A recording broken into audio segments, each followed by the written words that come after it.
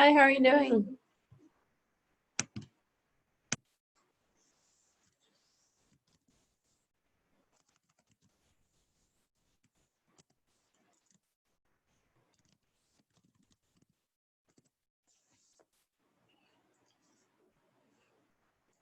We'll start in a few minutes. So if you haven't downloaded the files for today, we can go ahead and do that. Today we're going to talk about the second part of chapter 8, or I think in the new book it's under chapter 9 because they added a chapter. So hopefully we'll be able to finish before 8. Okay, so we're going to do the in-class assignment and we're going to go over the notes. Today we're going to talk about binomials and a little bit on how we can calculate the selection in a set.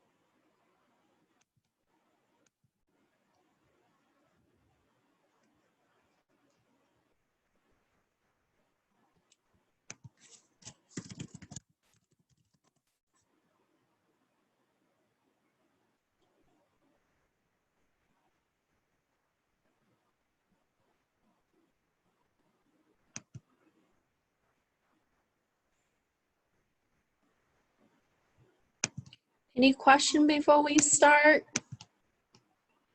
Any concern? I hope you took the quiz last week. If you haven't done that, you can take care of that. Let me see how well you guys did on quizzes, which is the extra credit.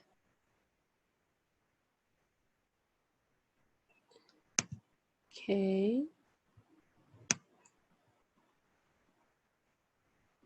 We got quite a bit of people participated. So Raphael ranked number 1. Mario ranked number 2. Valerie got 3rd place. Victor got 4th place. And Daniel got 5th place. Everybody did really well overall though. Okay. So I will be sending out e-GIF. Yeah, if you forgot the screenshot, you should still submit the assignment and then just put a comment in there for me of what, you know, that you didn't have the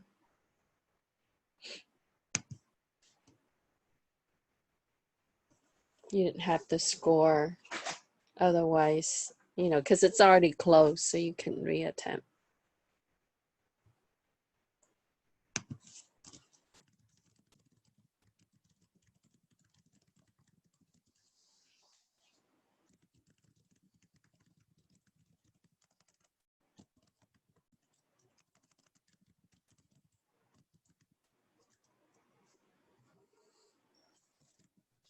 Oh, hi, Professor. Yes. I get the full credit, extra credit, and do I still get like part of score in it? Did you play the game? I only get the like 8 out of 10. So do It's I okay. still get it? Yeah, so if you didn't do the screen capture, you should still submit the assignment so I don't forget.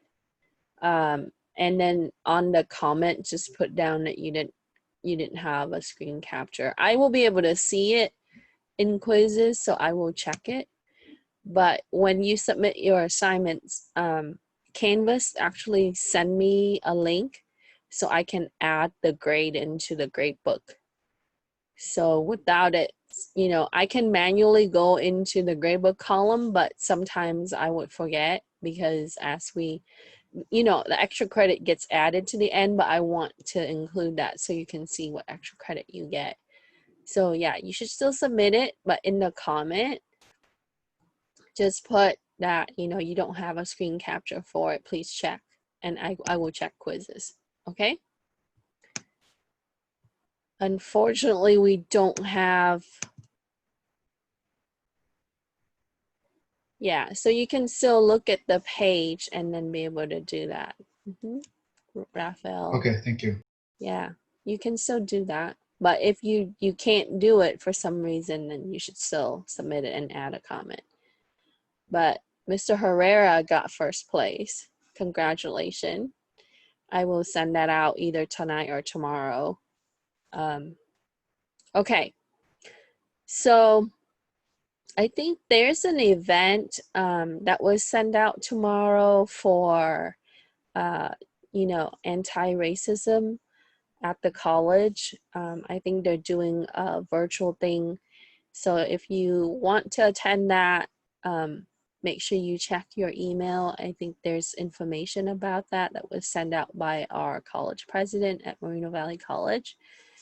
So they asked me to inform everybody and let you know. So if you like to attend, and it's a great event. So it's between 12 and 2, I believe. So if you want to be able to attend, if you can make arrangement to attend, that would be great. Okay. All right, so I will go ahead and go into screen share. If you haven't downloaded the documents, make sure you check Canvas and download your notes and also your assignments for today. Okay, so let's see. Let me get my notes up. So this is part 2 of chapter 8. The reason why I wanted to take it and divide it up into 2 parts, mainly because I wanted to address how we would look at arrangements with permutation without any selections within it. And then we will talk about the selection today. So last week when you did the lab, you calculated the number of permutation based on the given amount of elements in the array. Then you would use the number of elements as your input value. And remember that when you write your program, right, we would look at the number of inputs to really think about what we would do with those inputs and be able to create the functions for those input. And then based on that, you can estimate how your program is going to be, like, you know, as far as performance, and then to be able to have an expectation of what your output would be. So, you know, based on the permutation program that we did, we looked at the number of permutations given the number of input. So this week we're going to talk about the permutations using our permutations with the ordered arrangements. And when we're looking at a set and we're selecting a subset out of that set, how that would be and what kind of result we would be getting, okay? Now, in combinatorics, it's important that we address combinations and permutations.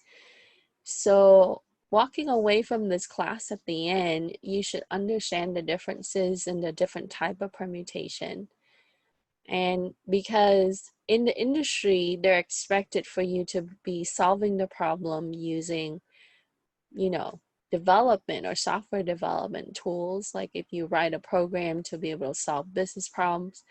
So we want to implement the appropriate algorithm, and especially when we're dealing with combinatorics.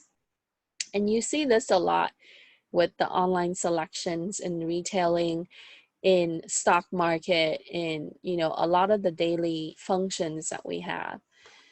So to start, it talks about combinations, and it's going to go into permutations and the differences. So it says that an R permutations is an ordered arrangement or R out of the n elements, while an R combination is an unordered subset of the R out of the n elements. So the true difference is that with the permutation, the order matters. And you see this when we have the way we arrange the values based on the given array in our lab, right? 1, 2, 3, 4 is different than 1, 3, 4, 2 is different than 1, 2, 4, 3, etc. Okay, so the order is effective in permutation where it matters, because that would tell us the distinction from one arrangement to the next, compared to combinations where you can have repetition of numbers, where the order doesn't really matter. So I know that the terminology in the notes sounds kind of confusing. So when we're looking at order doesn't matter, it's really is about combination. So let's think about like lock combinations, right? For a locker, or those padlock that you would rotate the number, then you would really see that we can use the same number repeatedly. And there's no distinction between one selection to the next. It's still, you know, we would have a certain number of combinations, but we can use the number 1 repeatedly, we can use the number 2 repeatedly. But when you apply distinction, then we would start thinking about the order that matters, which is really permutation, okay? Which we experienced in the last lab. So with the repetition, you would see that something like this, where we would have 2, 2, 2. Or, you know, the repeated characters that's being used in passwords. Or, you know, there are a lot of different things, flavors in ice cream. So let's say that you go to an ice cream store like Baskin Robbins, and they tell you that you can get 3 scoops of ice cream and you can choose any of their 31 flavor, right?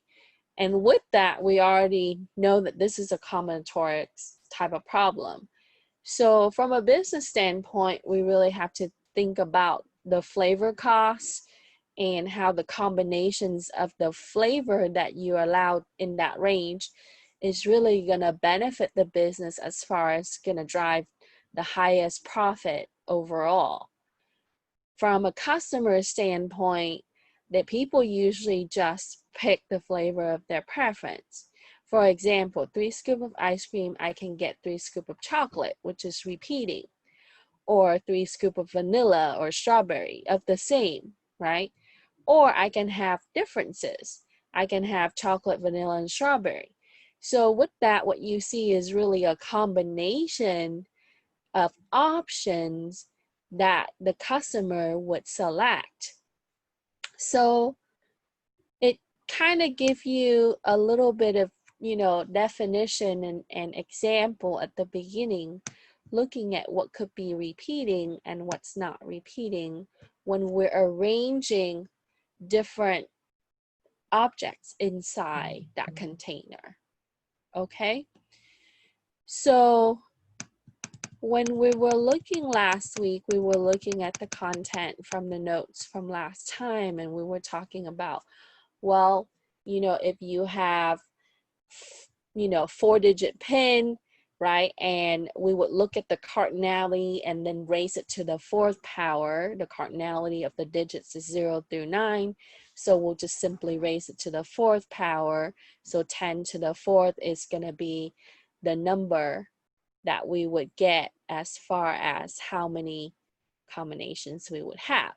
Okay, so that was covered last time. And then this week we're going to focus a little bit more on how we can look at the permutation, and we would look at the distinction in the selection based on the given set.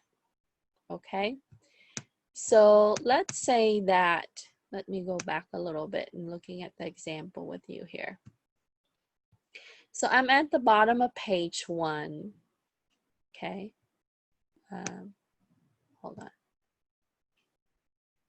And it talks about how we would look at the 16 pool ball. If you ever play pool, right, there are 16 pool balls and each one of them is different, right? And then you would have 2 subsets in that, solids, and then the stripes. So now if we're looking at a specific number, if we number the pool balls from 1 through the end, then we can see the possibility on how we would be able to select that, okay? Now, if we look at the arrangement, how we can order, right, a specific number so that way you can't choose that number again, then it becomes a permutation problem, okay? So, last week we touched on the combinations and a little bit of permutation when we talk about when we're selecting people from the groups, right? And if it's distinction where you cannot reselect that individual again, we simply just take the cardinality to start and then multiply it by 1 less and multiply it by 1 less. And so therefore we would have some kind of output. So similar to that, and it gives you the example with the pool ball where you have 16 possibility. Then after you pick 1 ball out, you would have 15 left. And so you multiply it by 15 and pick 1 out, 1 more out, 14, 1 more out, 13, and so forth, right? So if you only select 3 ball, right, what would that be? Okay, that will be 3,360. And we covered that in extent last week, okay? So now when you are looking at the number of things and you have to select a certain number from those things, right? So for example, balls or options on the, food in the menu or things like that. And if they are distinction where you don't return that option to the group to reselect, it's not repeating, then you would use this formula. N is the number of input, or we would start with that set, that cardinality, okay? So let's say that I have 6 items on the food menu, okay? And I ask the customer to select 3 items from that menu, and it has to be all different. Then we would apply this formula. So the N would become 6, and the choices, that will be 3, which is R, okay? And so at the top, what we would have is we would have factorial of 6, and then the R on the bottom, that would be the choice, would be factorial of 3, and then 6 minus 3, and put the difference into the factorial. In the case of the pool ball, we have 16 balls to start, okay? And so our N value is 16, okay? That means that we, at the top for the formula, we would have 16 factorial. That means we take 16 times 15 times 14 and so forth all the way till 1. Then we have to pick 3 balls from the group. So our R is our choice. That will be 3 factorial. Multiply it by, from the bottom here, 16 minus 3, and put the difference into the factorial, which gives you 3 factorial times 13 factorial for the bottom, okay? So this would be the applied formula when we're looking at distinction in the selection from a set, okay? Any question?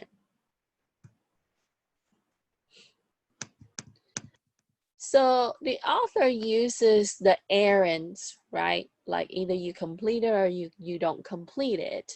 But if you choose to complete a certain number of errands, that errand get knocked off the list. So you can't really repeat the same errands once it's done. So let's say that I have to run, I have 4 errands that I have to complete, 4 things I need to do. And because of time, I only choose to do 2. Okay? Then you would at this time apply the formula that your R value is 2 and your N value is 4. Okay, so when we're looking at the P 4 comma 2, the first number right here indicates that that's our N value. Okay, that's our set, the cardinality for our set of errands, and then our choice would be 2. We choose to do 2 out of the 4. And so we have to be able to calculate how many ways we can complete these errands, right? Because you can have them done in specific order, right? So for example, if I have to clean the house, right, mow the lawn, etc., you can do them in specific order, so therefore it becomes a permutation problem. Okay, so that's the example that they use. And so sometimes you would see that it would be written like this, N above R in the parentheses. And if you ask on how to insert the formula that would look something like this, right? You in Microsoft Word, you would do insert, and then there's on the right side, there's an equation option, right? If you take in math online, a lot of the times you have to write out your equations, but if you don't know how, Microsoft Word has this option where you click insert on the ribbon, and then from here you would choose the drop down menu and you would be able to write in your formula. And they have the pre-built formula that's added here, but if you cannot find it and if you want to be able to add your own equations, you just simply insert a new equations. But if you scroll down, right, you would be able to see different options with the equations, okay, and be able to apply the formula. Okay, so that's a little tip for you if you have to work on, mathematical equations similar to this class. Okay, so this is going to kind of reference what we're going to be doing for the lab this week. I completely modify the lab this semester compared to last semester because we ran into some issues over the last, and I changed stuff up so that way it's a lot easier to understand. So you would see something like this again in the lab and how we would be able to program that in C++ using the NCR formula. So we would be able to choose, and this is going to lead us into binomial coefficient. Okay, so here again it shows you, and I took this from the text, it shows you how you would be able to get the R combinations, the selection distinction in the selections that we have in the arrangements based on the given elements. Okay, any question? So there's additional proof for those of you who are into math proofs, right? And the book covers in depth on, how they were able to derive the proof and with the choosing R out of the n elements. Okay. Now, when we have repetition is really allowed, we touched on this last time, and this is an example of combinations where order doesn't matter, where we would have, in any place 1, 2, or 3, it can be a range, it can be repeating. So we would be able to look at, and simply in this, the number of that would just simply be 6 times. Okay, how do we know that? It's 3 factorial, 3, 2, 1. Okay, now here is another example, like I mentioned with the ice cream scoop, where we would choose the same flavor. Or we can choose different flavor. It doesn't matter. Okay.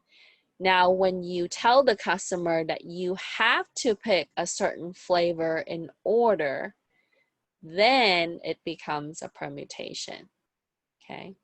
And some restaurant, they will do that. They would say that you have to select this first, and then this second, and then this third, then the order becomes matter. Okay. Any question? So I want to, make sure that you understand the differences in how the formula is applied. So when we deal with combinations, when order doesn't matter, this formula on page 4 is applied. Okay. Now we're going to focus more on the selections with the distinction for permutation. So let's take a look at, we talked about birthdays. All right, I'm skipping a bunch of stuff because it's repeating from last time. So I want to spend some time to really looking at the things that would be. So I'm on page 5 now. So let's look at exercise 8.27 that was from our textbook. And you see this the capture screenshot there. So if we have 50 Snickers bar, right? And there are 8 children on the Halloween. So how many ways can we distribute the 50 candy bar to 8 kids? Okay. So in this case, what we can do is we would have n plus n minus 1, because once you give 1 bar to one of the 8 kids, you reduce that to 7, and this is inclusion exclusion.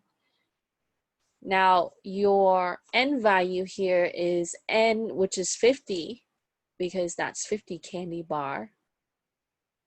So in this case, the way they write this is 57 over 50, because when you have 8 children, when you give 1 away, that would give you 7, and with that, the 7 that will be different. So just like how we would slot through, and then we would reduce 1 in each case. Okay. And then for B, it says, how many ways can you distribute all 50 candy bars to 8 kids if every kid gets at least 2? Okay. So in this case, we would have 2 Snicker bars. There are 34 left in distribution. Why is it 34? Because if you give 2 per kid, that means that you give away 16 candy bar. And from the 50, if you gave away 16, that leaves 34.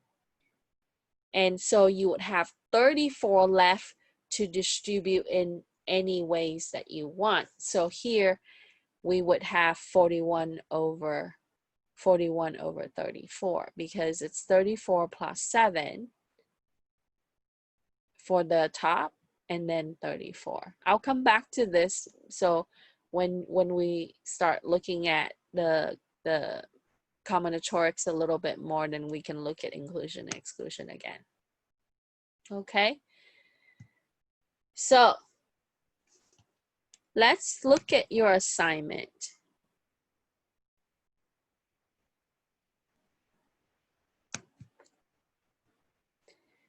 The first question asks you, it says, there are 30 students in the discrete structure class.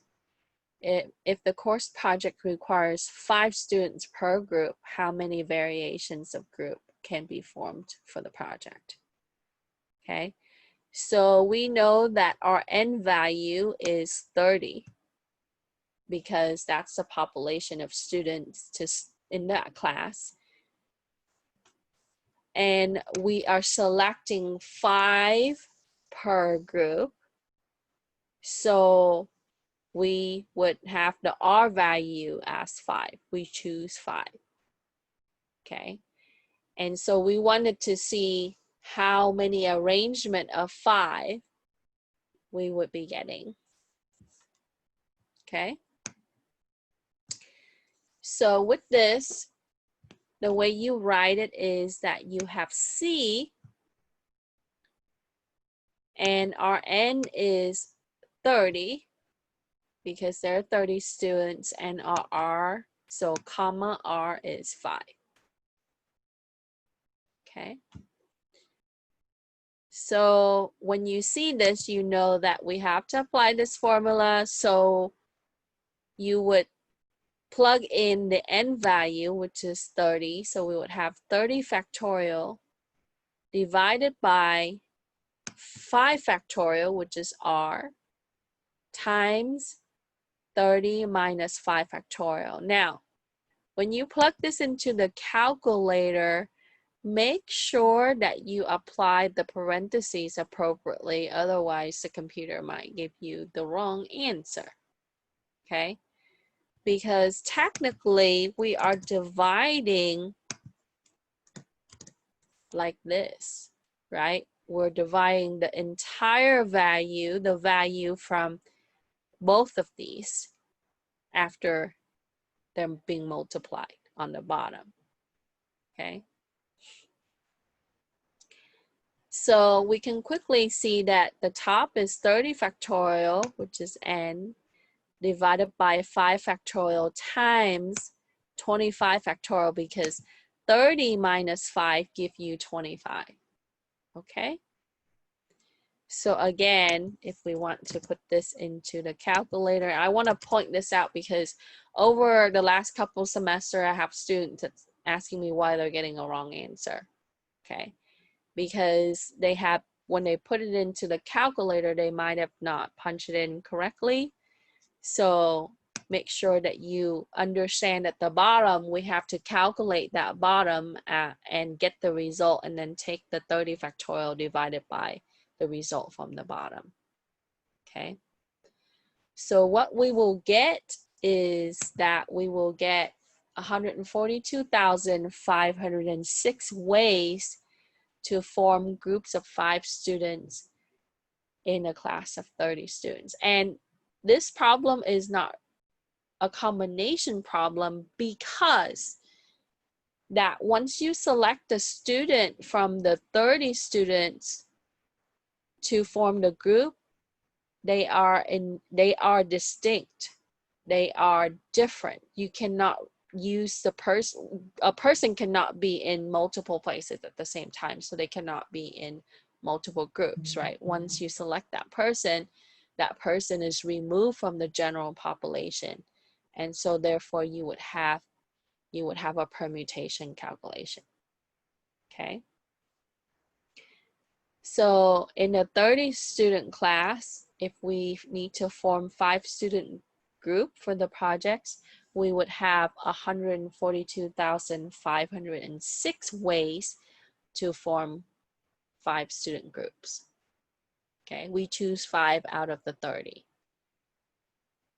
for each group. Any question?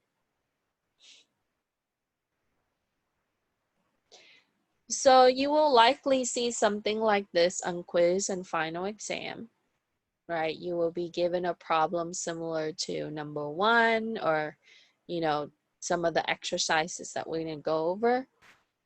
So make sure you know how to calculate this. Okay. Any question?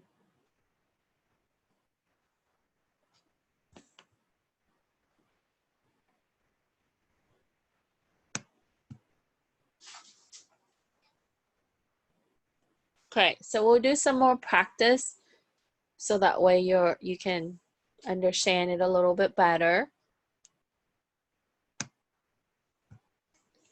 So for number two tells you that at the movie theater, which we can't do anymore because of COVID, but in the case of a movie theater, Bill wishes to watch 4 movies out of the 18 movies that are currently showing.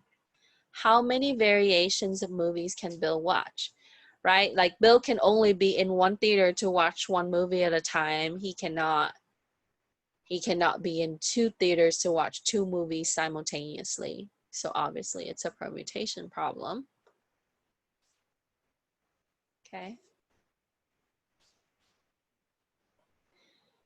So in this case, Bill chooses 4, which is R, and our N value is 18, which is the number of movies that are currently showing.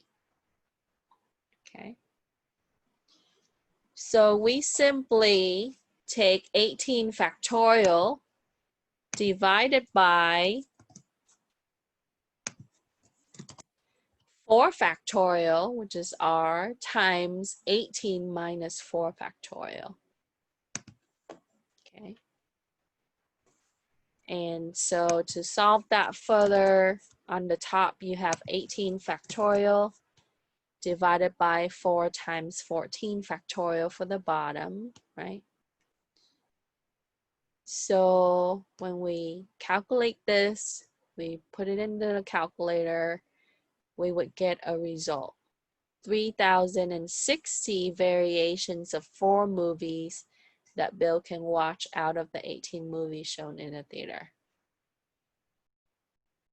Okay.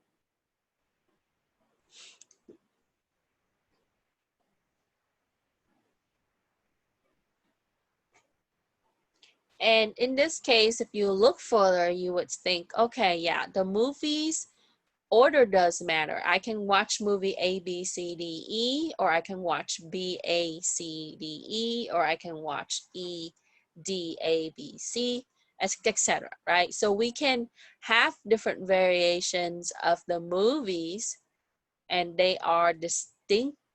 They are distinctive of. They are different from one another. Okay. Any question?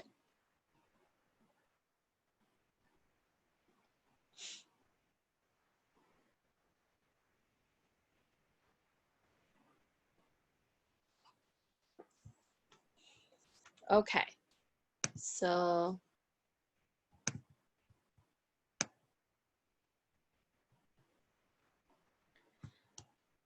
all right. Similarly, you would see this starting on page 6 of our notes, okay, where you would have 12 people at the wedding party. If you choose 8 out of the 12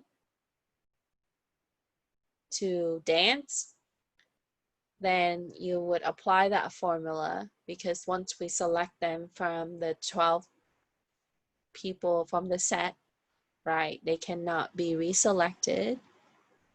Okay, so we would have 12 factorial divided by 8 factorial times 4 factorial, which is 4 factorial comes from the difference between 8 minus, or 12 minus 8. Okay. So you can see more example there. And then also another example.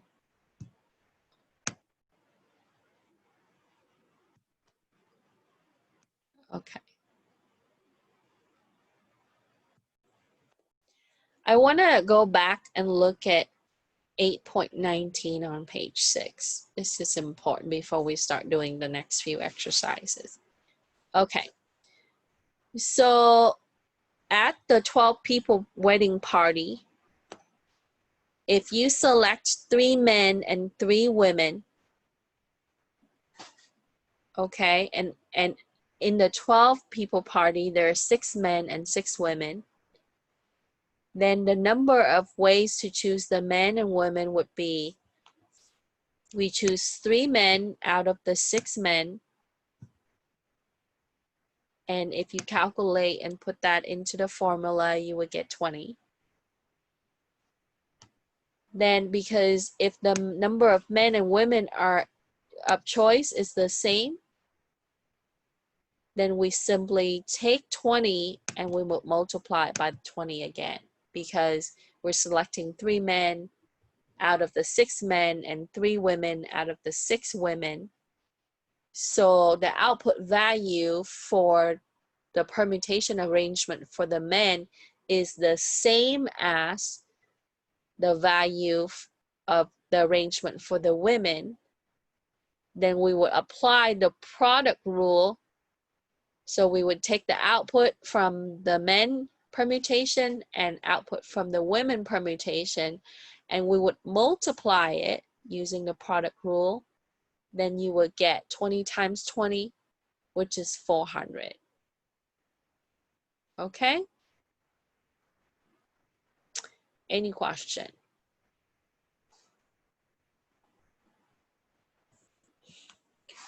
Okay, so let's take a look at number 3.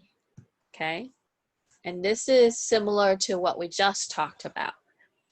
If a first grade teacher wants to select 4 boys and 4 girls to do a talent show in a class of 20 students, 10 boys and 10 girls, how many ways can the teacher select these students?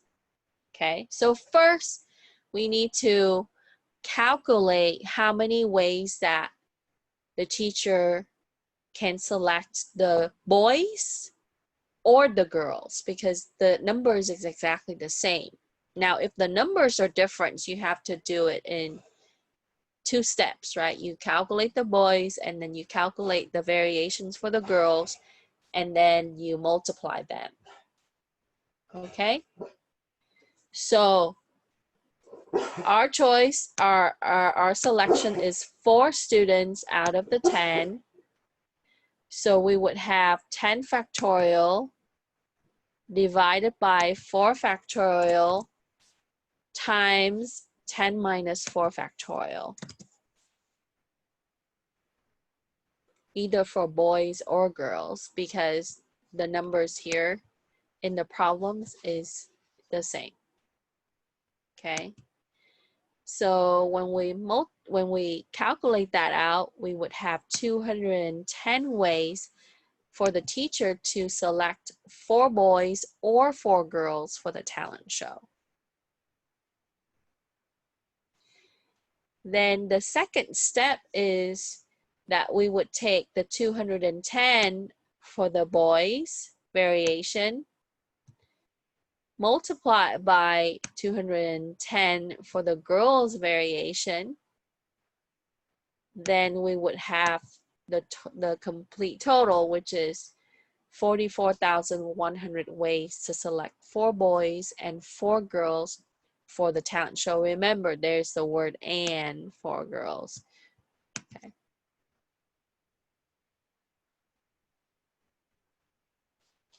And going back to the product rule, we talked about how when you select, right, more than one from the set, we would multiply. So in this case, we're doing 4 boys and 4 girls groups for the talent show. So you ended up with 44,100 ways to select those groups.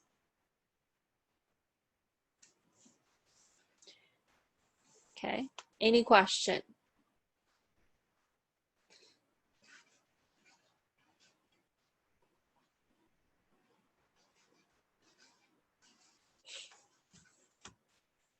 No question? Okay, so let's talk about number 4. I know for sure that something is very close to this is on our test and quiz. So, Diego's at the store and wishes to buy 3 blue shirts and 3 pairs of black jeans. Okay, 3 pairs of black jeans. There are 50 shirts and 30 pair of jeans. Out of the 50 shirts, there are 12 blue shirts Of the 30 pair of jeans, there are 8 pair of black jeans. How many variations of the blue shirts and black jeans can Diego purchase? Okay. You got to be careful with this one because it's saying that he's choosing 3 blue shirts and 3 pair of black jeans, not just any jeans, black jeans. Okay. So we got to drill down on the data in this one. Okay. There are 50 shirts in the store, but not all of them are blue shirts. And there are 30 pair of jeans in the store and not all of them are black jeans. So you can disregard that because we need to narrow down on the smaller population that represents blue shirts and black jeans. Okay? So out of the 50 shirts, there are 12 blue shirts. So that's what we care about. That's our N. Okay? This is our N. I highlighted that. Out of the 30 pair of jeans, there are 8 pair of black jeans. So that's the other end for the jeans. Okay. Any questions so far? So in this case, what we're going to do is we are going to choose, Diego is going to choose 3 out of the 12 blue shirts, and he's going to choose 3 out of the 8 pair of black jeans. Okay, not the other numbers. Okay, now if the problem tells you that he's only choosing 3 pair of jeans and 3 shirts, not in specific, then we can use the other numbers. Okay, but it's giving you the specifics, so we got to narrow down on the N value of blue shirts and black jeans. So for the blue shirt calculation, I'm choosing 3 out of 12, or Diego is choosing 3 out of 12. So we have 12 factorial divided by 3 factorial times 12 minus 3 factorial.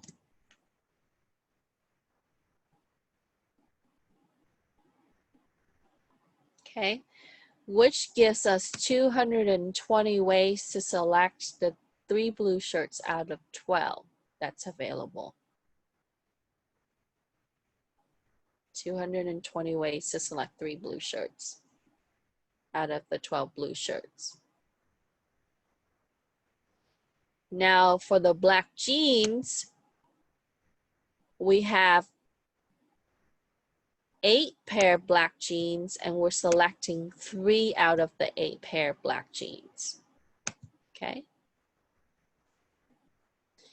Then you have 8 factorial divided by 3 factorial times 8 minus 3 factorial, which give you 56 ways to select the 3 pair of black jeans out of the 8 pairs of black jeans in the store. Once you have the blue shirts and the black jeans result, then you would apply the product rule, which is 220 times 56, given Diego 12,320 ways to select the blue jeans and the blue shirts and black jeans in that store.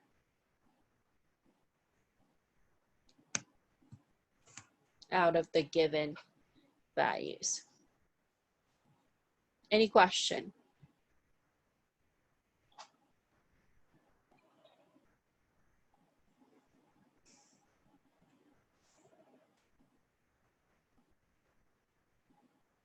Okay.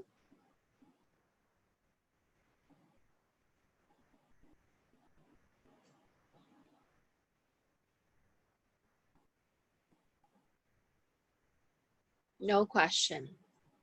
Okay, so if you still want to practice, make sure that you go back, look at the notes, go through the assignments again on your own, right? Remember that we need to know how to calculate this for our quiz and test. Okay, and then we also need to apply the concept when we build our programs. So let's say that you write a program and it needs to have a report mechanism to show store managers or executives, right, the variations on how customer would select their items. Then you would need to be able to apply the concept and be able to derive or create the program for that. Okay.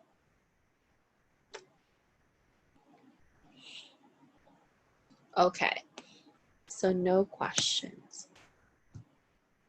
Okay, let's do another one.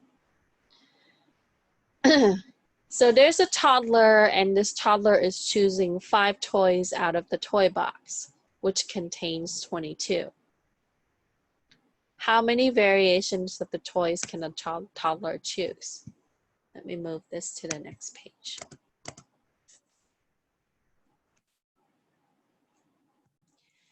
So we know that there are 22 toys in the box.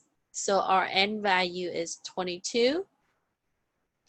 And the toddler is choosing 5 from the 22 toys in the box. So our R value is 5. Okay. So when we calculate this out, we would have 22 factorial divided by 5 factorial times 22 minus 5 factorial.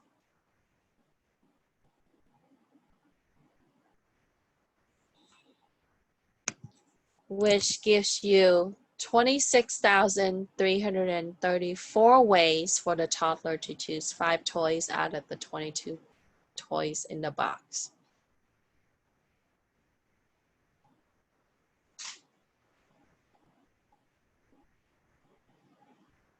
Okay?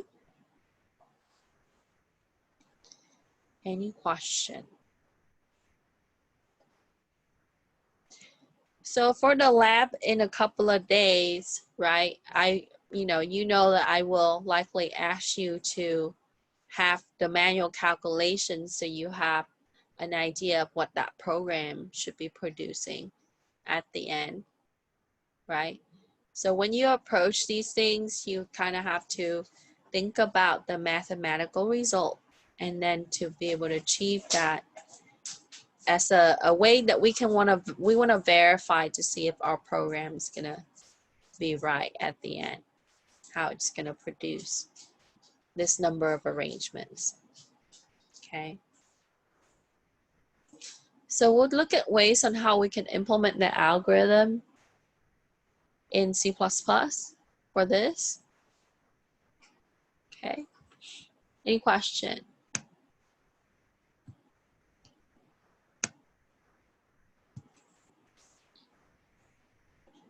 Okay, so no question.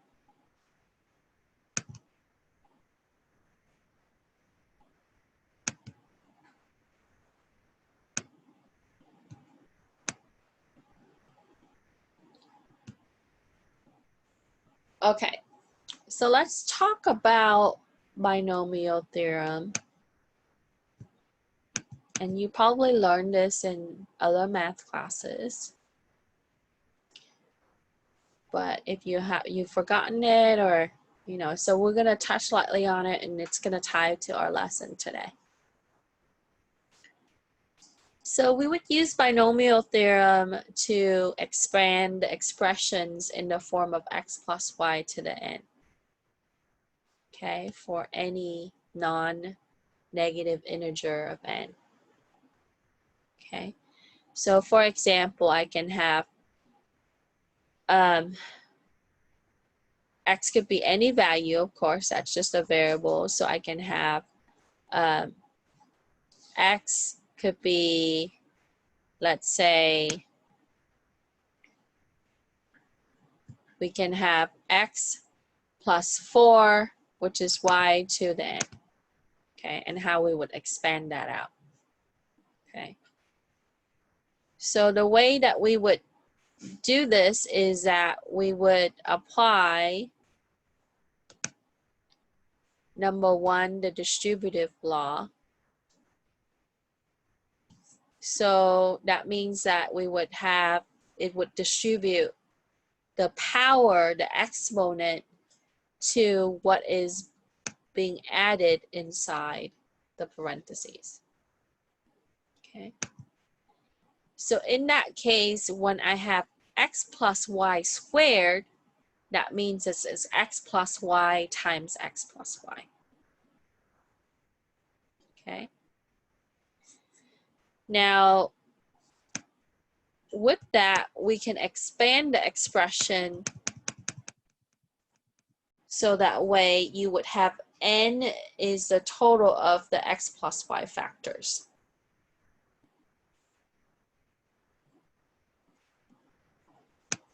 Okay, so here is an example. You have x plus y to the fourth power. And that will be written out in the format based on what we just learned, right? With the the NCR formula is that first, what you have is you have the n value here, which is your exponent, 4. In the first part, what you have is you choose 0, which means 0 as an exponent out of the 4 as in the exponent value. Okay. And when you raise anything to the 0 power, you know that it would be 1. Okay, so when we choose 0 out of 4 here, we would have x to the 4th times 1. So you have x to the 4th here. Okay. So what does this really represent? That represents that you would take the x value times the x value times the x value times the x value, right? Which is x to the 4th. Okay. Now, then what we're going to do is we are going to move into the second variable because at this point we're not choosing y, 0 y, no y. Okay. We're only having the x. So you have x to the 4th, 0 y. Then next what we're going to do is we're going to choose 1 y. Okay. Then it's going to distribute the rest. So I have to take x multiplied by y, right? And then x multiplied by y, x multiplied by y. So that way across, I would have at least 1 y that was selected from that formula in the distributive manner.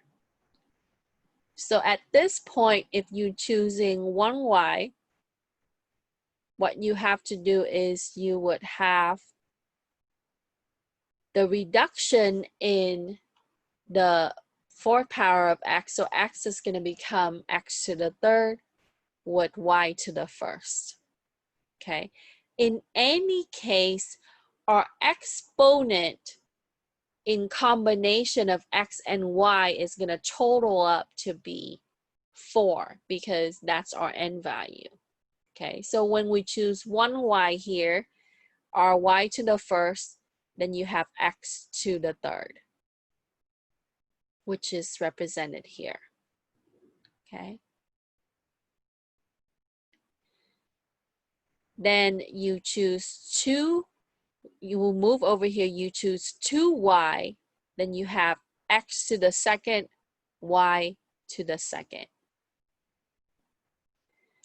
Then you move over to the next one. When you choose 3y, we have x to the 1st, y to the 3rd, right? In any case, the exponent combined needs to be equal to Rn, which is 4. what we have to start with. Okay. And then lastly, we choose 4y.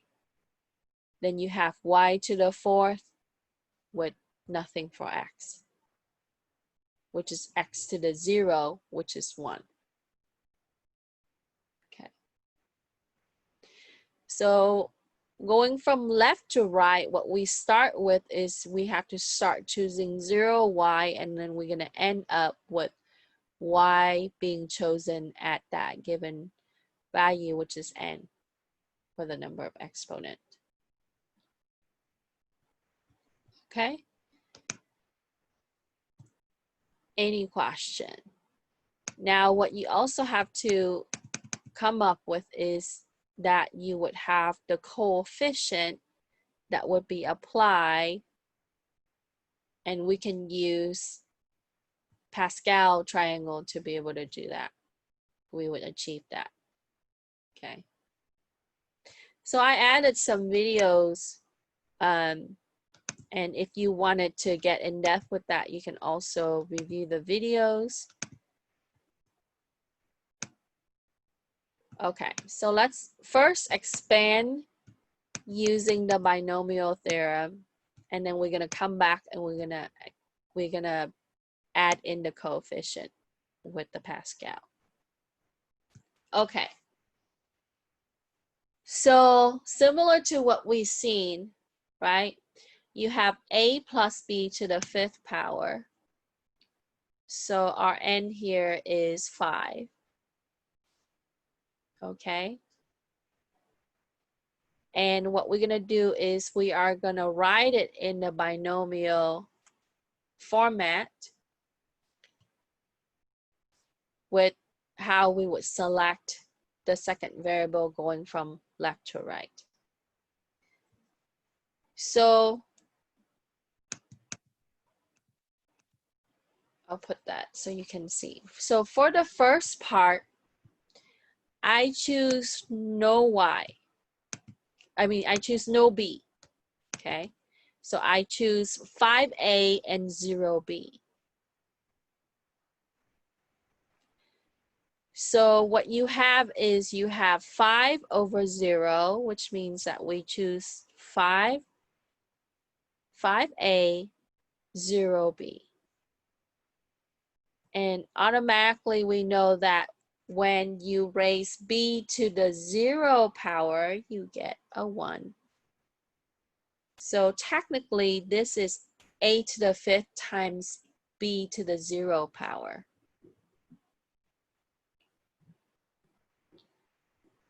Then on the next one,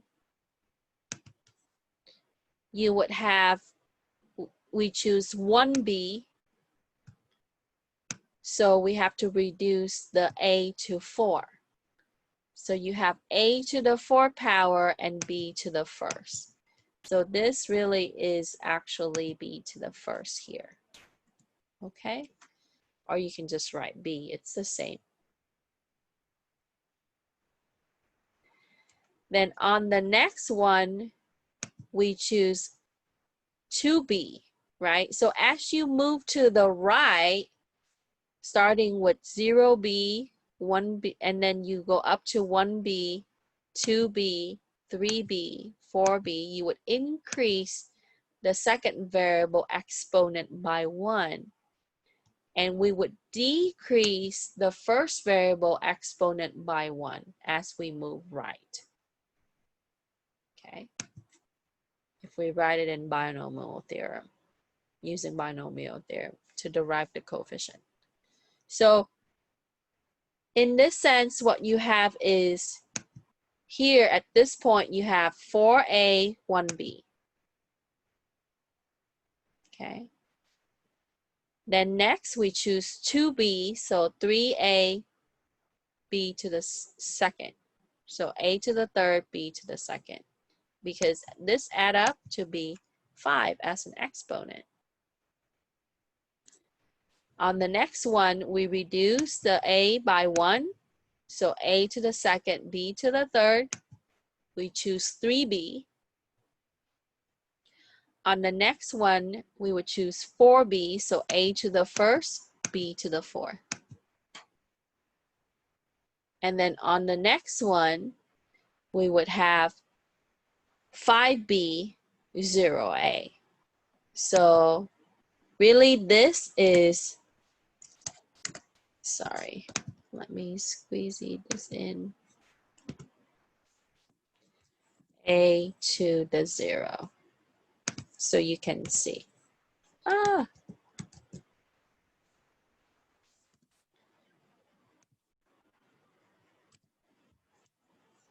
Okay. So this is how we would write it, applying the binomial theorem and tying back to the concept that we talk about choosing out of the C. Okay. So here what we have is we start from the left, we're gonna go right. As we go right, the first variable is reducing by 1 in exponent every time. The second variable is increasing by 1 as we choose one up. Okay.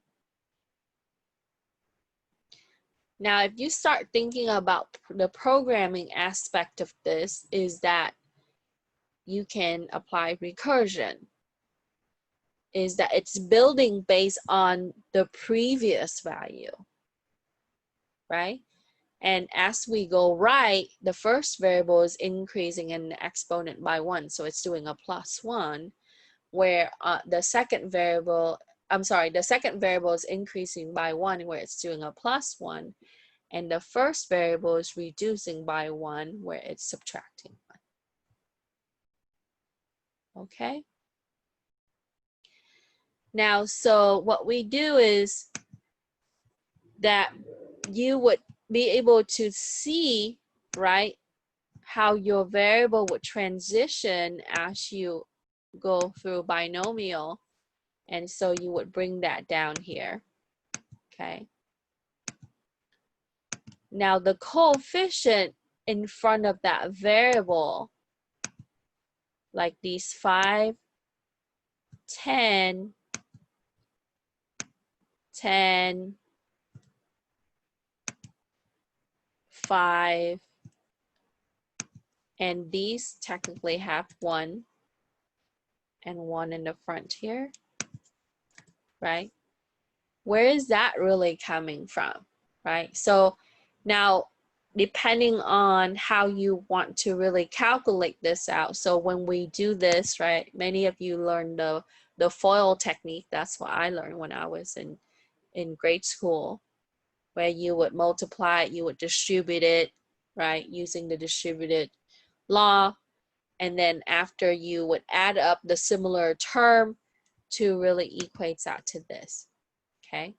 So a way that we can solve this quickly using binomial theorem is that, number one, we'll be able to determine how the variable would be, transition across, and put that into the result. The coefficient can be derived from using Pascal triangle. So let's look at that real quick. Okay.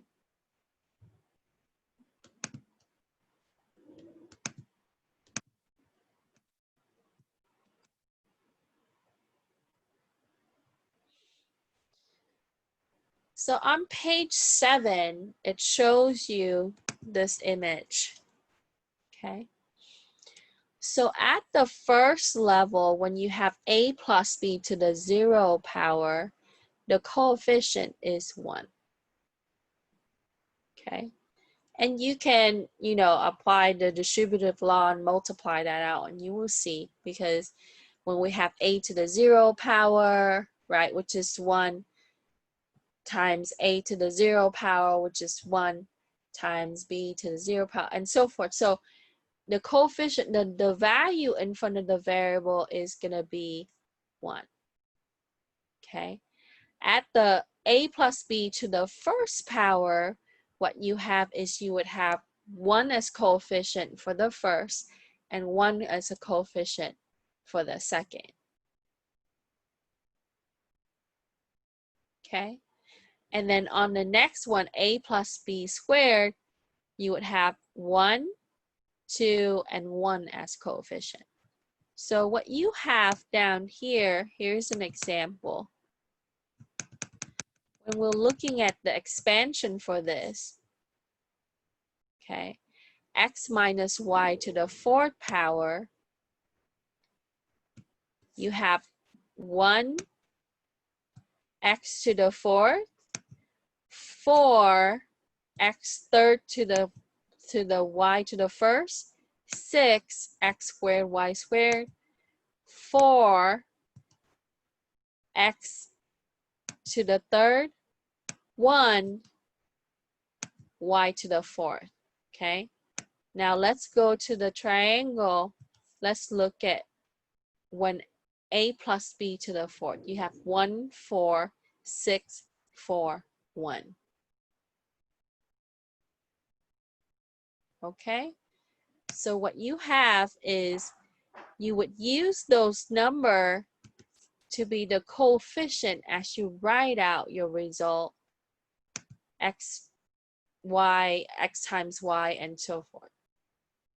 Okay, and how do we use this? We can use the binomial theorem. So to make it simpler, what we can do is the first part to handle the variable, use the binomial theorem, and then you can use the Pascal triangle to be able to include the coefficient for those variable as you write it out for the, they call it the binomial coefficient output. Okay. Now, you know, in a lot of the tutorials, that's what you would see, is that you would expand out the expression using binomial, or you can manually multiply everything out, right, using the distributive law and associative law. Okay, so let's do one together, another one. So we're going back to our assignment. Okay, so when you write this out right here, okay, when you write it out initially, what you have is you bring down, right, a to the 5th, so you know that there would be a coefficient going to something in the front of that a to the 5th. So you would have a to the 5th power, and then you would bring down the second part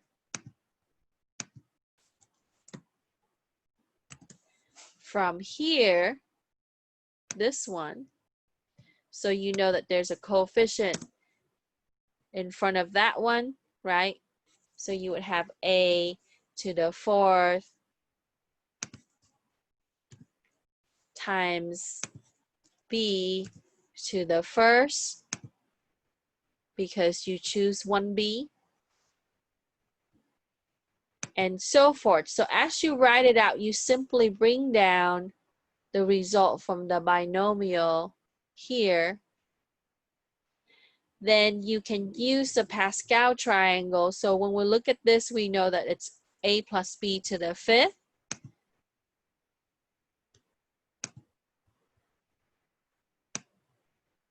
And for a plus b to the 5th, your coefficient is 1, 5, 10, 10, 5, and 1. So what that will be is that you would put in 1, 5, 10, 10, 5, and 1. See that?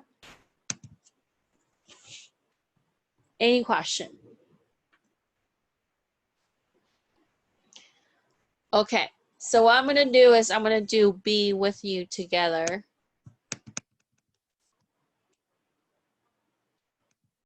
So you can see. Okay? And you don't have to put it in the parenthesis like that. You can use the comma. So what we can do is, I'll just do it that way so you guys can see. Okay, so we have x plus y to the 6th power. Okay, so we need to write it in the binomial format first. So you would have, rats, sorry. Okay, so you would have, first you would have we choose, from 6, we choose 0 for y, okay? And so we would have x to the 6th power. You can write it like that, or you can use this button right here, right, to the 6th power with 0y. Choose 0y. Okay? And of course, we know that there would be some coefficient that goes there, and you can use the Pascal to be able to add that coefficient, or you can calculate. There's different method in that, right? Next, we're going to choose, from 6, we're going to choose 1y. Okay? And you would have 6.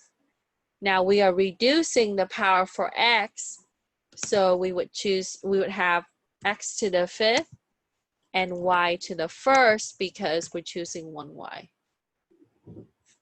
Okay, then plus, oops. Next, we're going to choose from 6 2y. And that would give us x to the 4th and y to the 2nd.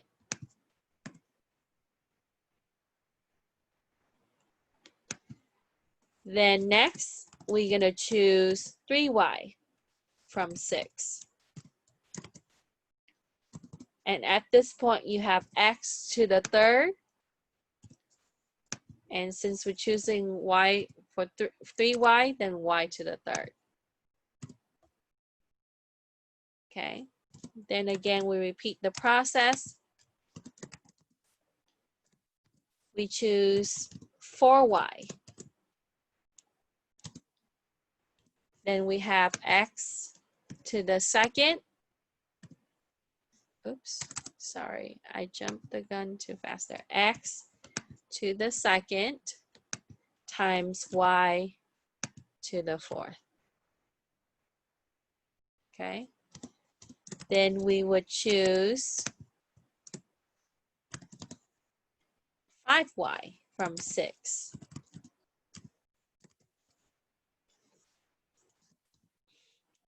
Then we would have x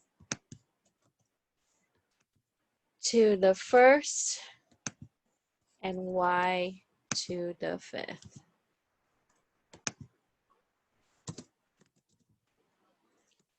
Then we choose 6y. That's our last one, right? Then you have x to the 0, which is 1, times y to the 6. Okay. Now we need to add the coefficient to in front of these, okay, to this area here, right? And you can use Pascal for that. So for a plus b to the 6th, you have 1, 6, 15, 20, 15, 6, and 1. And you do see a pattern with Pascal, right? How it increasing this way, and then the pattern for this way. So your coefficient is 1, 6, 15, 20, 15, 6. Okay. So you would write that in. So first we have the 1. Next we would have 15.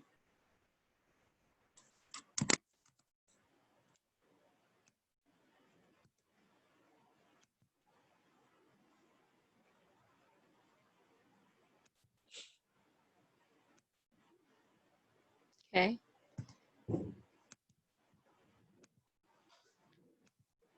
I'm sorry, 1, 6, 15, 20, and 15, 6. So I apologize for that. So 6 here. And then you have 15 here.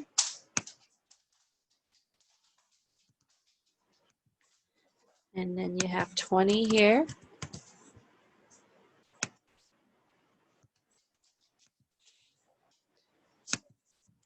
And then you have 15.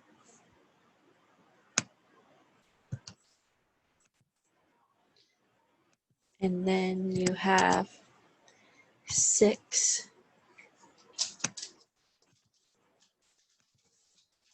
And then lastly, it's back to 1.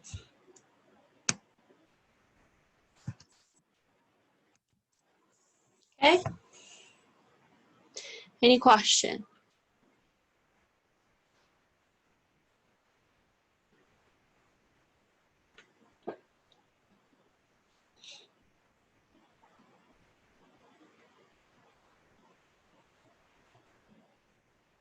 Okay.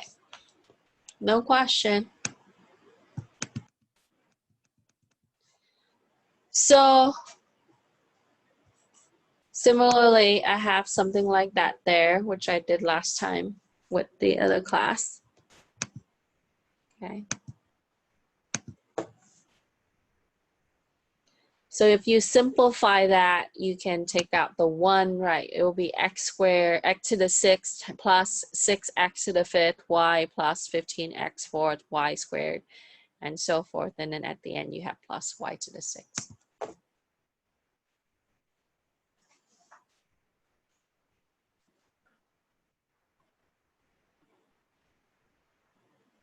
Now, C is tricky because there's a coefficient in front of V. Okay? And you have to apply that coefficient as you work through the binomial. Okay? So for the first part, what we have is you gotta take this and you gotta raise it to the 4th power. And then you gotta take the coefficient from the Pascal, and then as you move it, you gotta raise it to the, and you would reduce it as you would reduce the V exponent, because 2 is multiplying to the V. So it's like saying that you have 2V and raise it to the 4th, and then you would reduce it each time when you go through the binomial. Okay. So make sure that we apply the exponent to that 2 as well, not just to V. That's what I'm saying. Okay, treat it as a term together. Okay? Any question?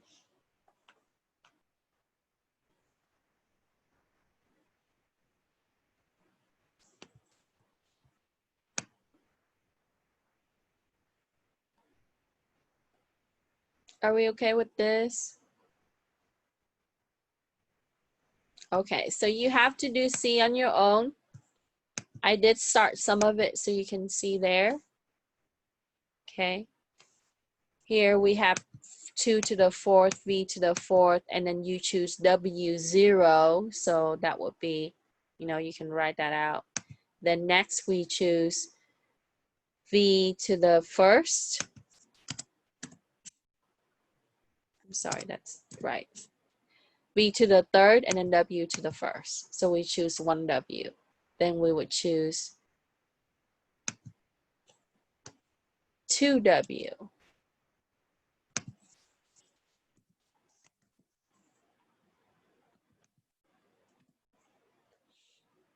Okay? And then we would choose 3W and 4W.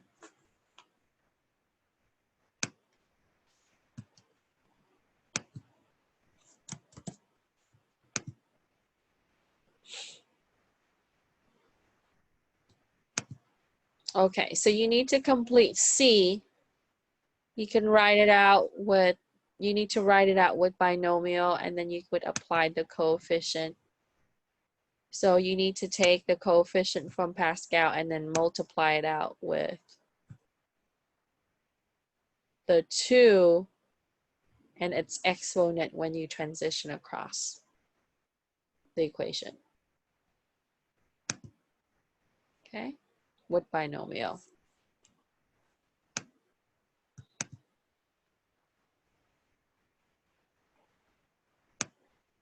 Okay, so no question.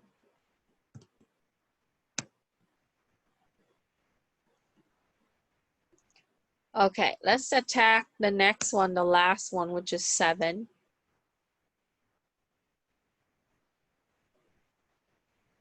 This one is so I'm gonna, give me 1 second.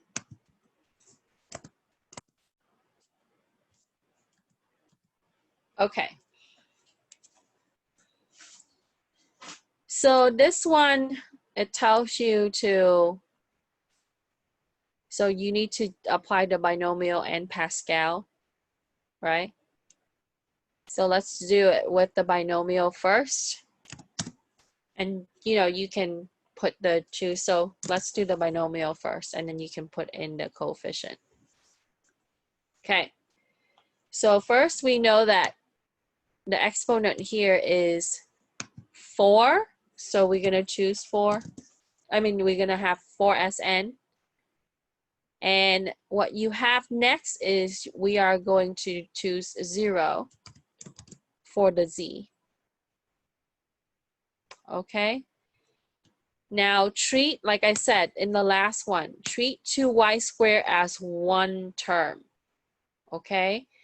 And what you have to do is you're gonna have to treat 5z to the third as its own term. Because if you start separating it, you're gonna lose track of which is which. Okay, so first I'm gonna choose 0 for the z, or 5z to the third. So we would have 2y squared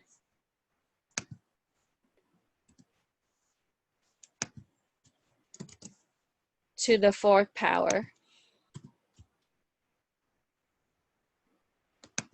Okay, with 0z.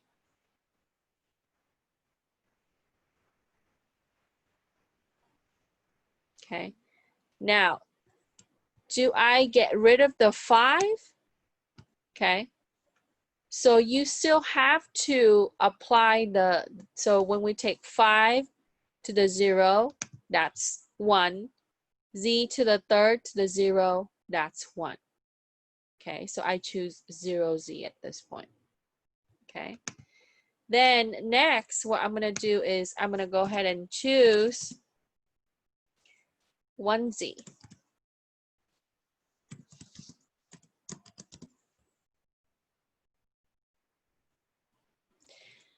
Then what I have is I reduce the exponent for the y and increase the exponent for the z part. So 2y to the second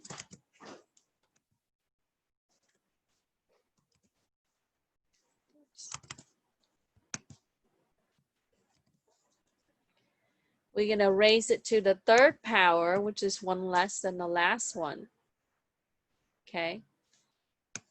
Then multiply it by 5z to the 3rd.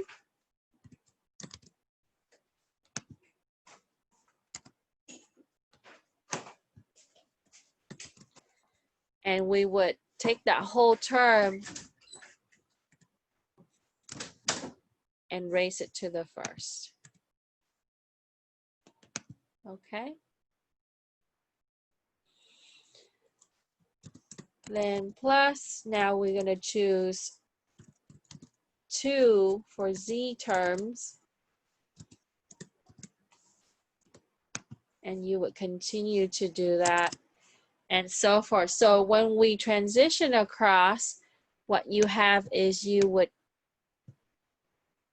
decrease the exponent that's applied to the y term and increase the exponent that's applied to the z term across.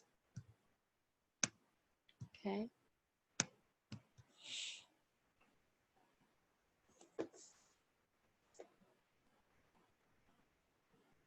Any question? So once yes. Could we keep the constants as just like a power of something, or do we actually have to factor it out? You can. I mean, you mean like writing it in like this? Yeah. Because yeah, ultimately you have to multiply it out, right? To clean it up, right? So if you turn it into a math instructor, that person would say, oh, you have to multiply everything out, calculate out the power. For me, as long, yeah, I'm fine with you leaving it with the power value like that, because that way you can see it. Because I rather for you see it when you know. So if you leave it like, you know, when you leave it with the, you know, 2 to the 4th power and 5 to the 0 power, I'm fine with that, because that helps you looking at the transition with the binomial theorem. You know, yeah, you don't have to simplify it to the last equation. That's okay. You can leave it with, you don't have to multiply everything out. Okay? So if you give it to me like this, but now, right, for the test and for the quiz, because I choose to do multiple choice, it's easy for you, it's easy for me, right? And I wanted to see if you understand this part, this concept, and how to apply Pascal and binomial theorem. I will give you the simplest form, okay, in the final result for that equation in the expansion.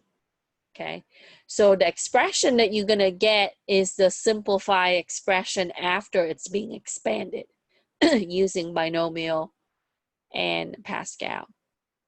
So you have to understand the process in order to do that. So yes, you have to multiply everything out to be able to get it to clean up to be, you know, a simplified expansion. Okay, I don't know if that comes across because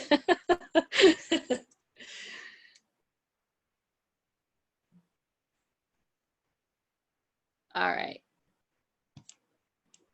So as we go through this, right, and you can write it in the other format with the large parentheses, but I'm okay with it being like this.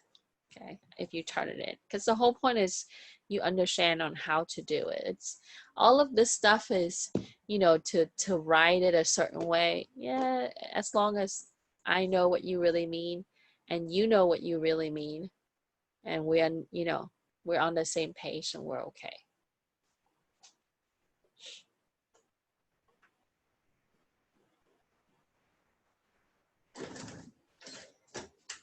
Okay, so for our test, we need to make sure that we multiply it out and clean it up. That's what I'm saying. Okay, so I did B.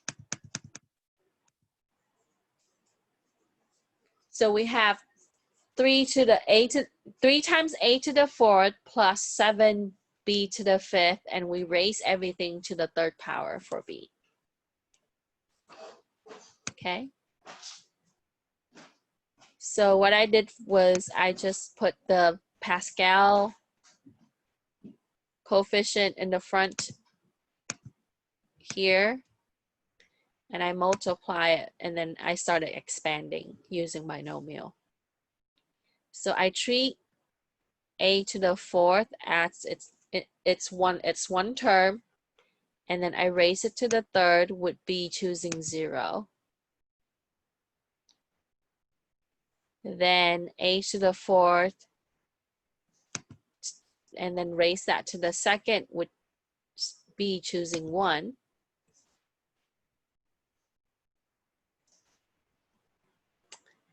And then I have 3a to the 4th raised to the 1st would be choosing 2. And then 3a to the 4th times raised to the 0 would be choosing the 3rd. And that would take care of this. So if we clean it up a little bit, right, we would have the final output.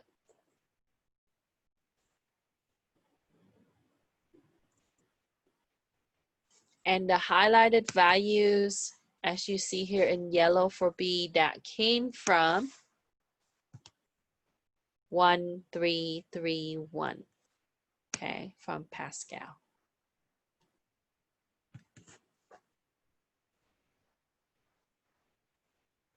Okay, so when you're looking at this type of formula or equation, you got to treat each of these as its own, its individual term together.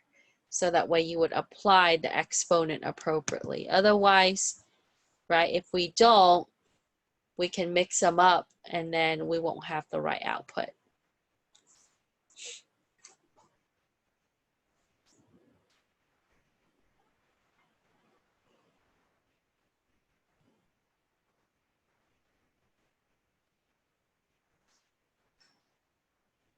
Any question?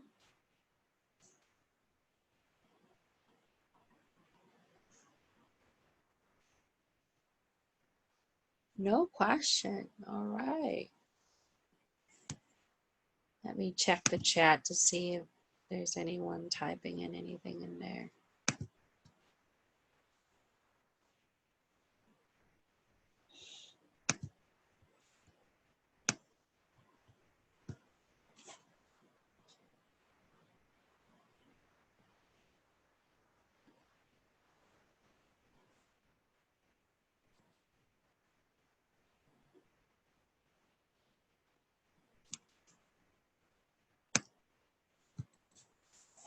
Okay. Good. You guys are helping each other out. That's okay. Okay. So no question, huh? Okay. So that's pretty much what I wanted to share with you today. You know, of course, we cannot leave the last one unanswered. So make sure you do C for that last question as well, right? Just practice. I know it's a lot of typing, or if you handwrite it on your answer, but it gives you some practice. And so that way you can just write the expanded expression.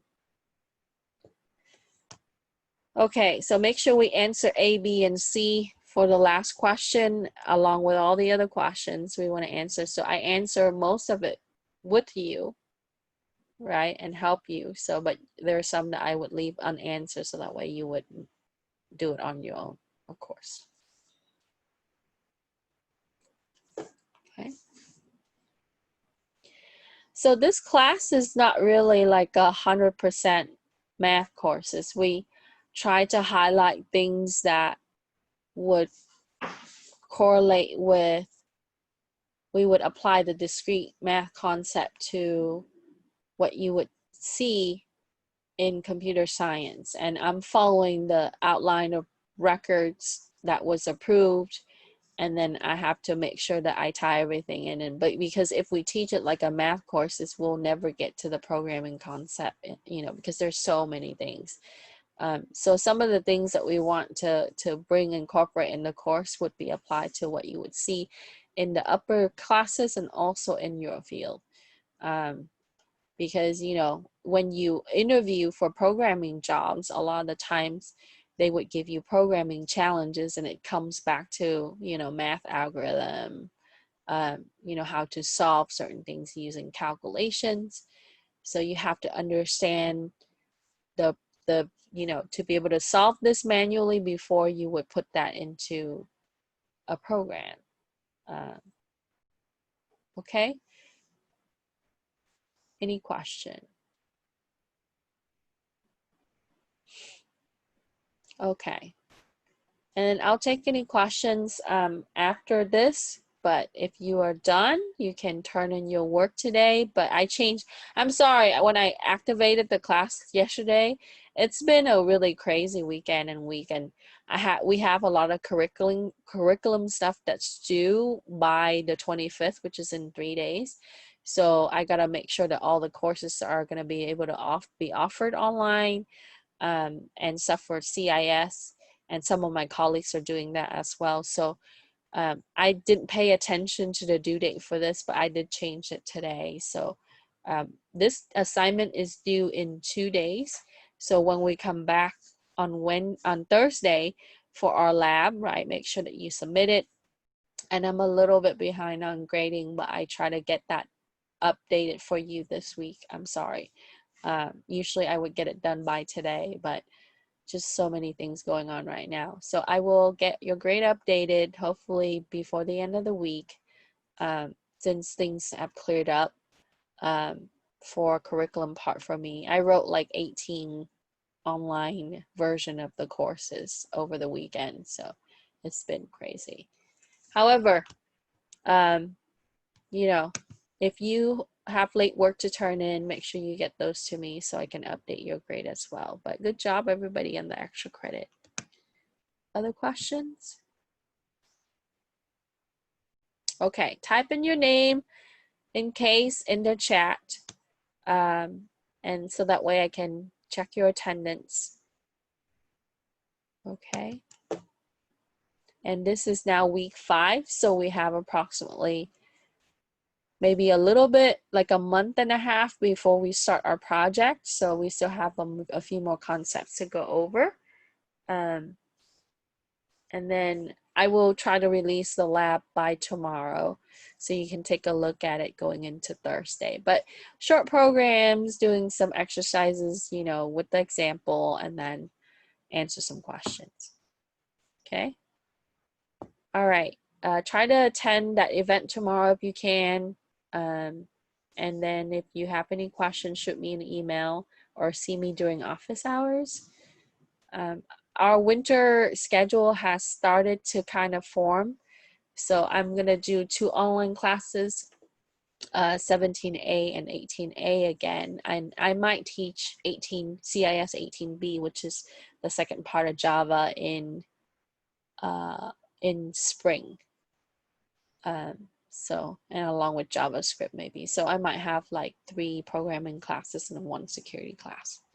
Okay, I'll let you guys know about your schedule and CIS courses. Have a good night. I will see you on Thursday. Thank you. Okay. You're welcome. Have a good one.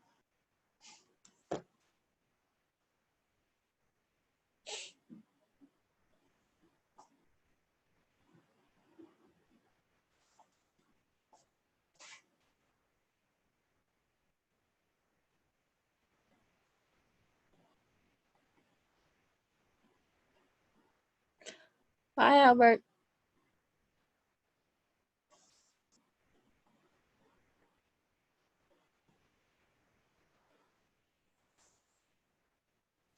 Hello, Professor. Yes. I had a question, but not regarding the lesson, but regarding the quiz 1 review. Okay. What's your question? So it was about a question. Do you want me to just read it to you, or do you want me to tell you which one? Yeah, well, just tell me which one it is. Hold on, let me get to it. Okay. That was the homework.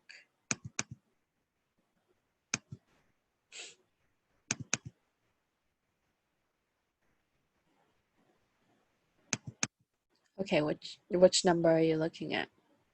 12B.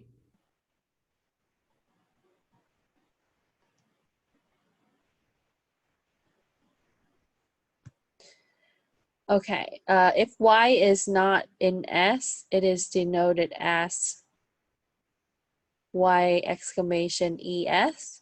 Is that the one that you're looking at? Yes. Okay, so what's your question on that one? So is it as far as notation, does the exclamation mark actually mean not, as in the way it is in coding? So if it's not, no, because if you go back to like, I think unit 3 when we were touching on that, it is the E slash is not, it's saying that it's just not an element of S. Okay, 1 second. Let me screen share it with you so we can be on the same page. No, okay? I understand what you're saying about the notation from the lesson. Yeah. It had like the E but slashed, and that meant not. But I just thought you used the exclamation mark to make it not. Oh no, yeah. So No, it's not like C++. That was a tricky one. Sorry about that. But yeah, so what you, yeah, for the not operator in C++ is different. I think that was week 2. Hold on.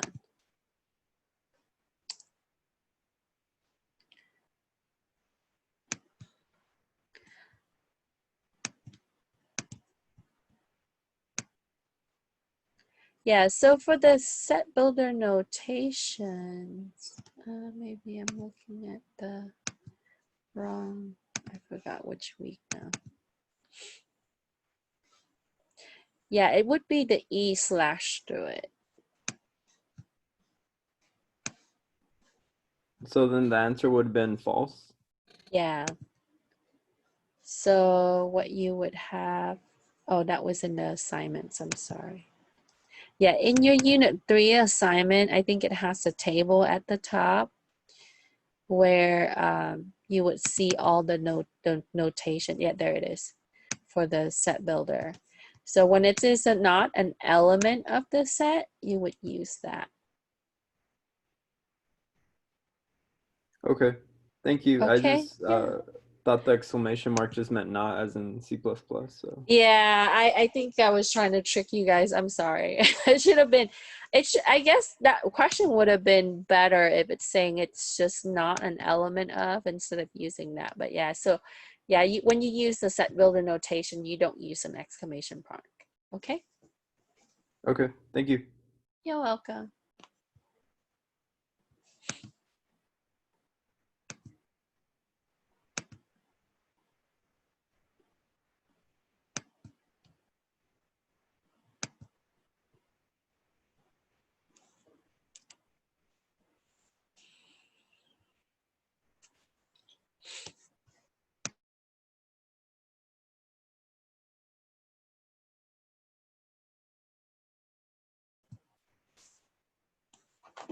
Eric, you have any question for me?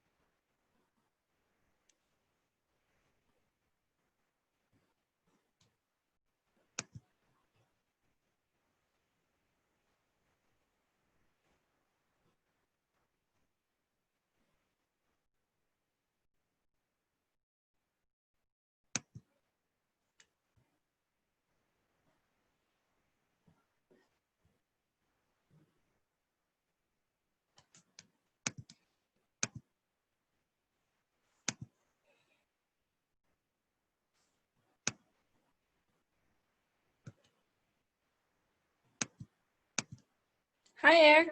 Do you have a question?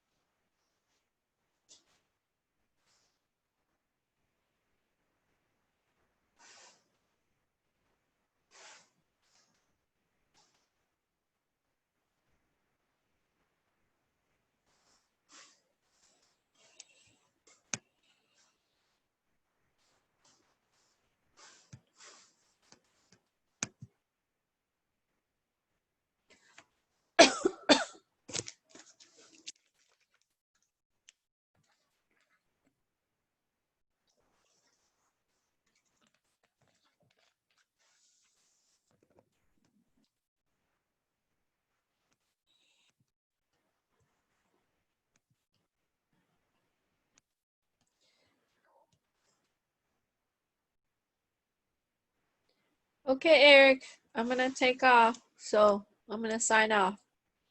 Have a good night, okay?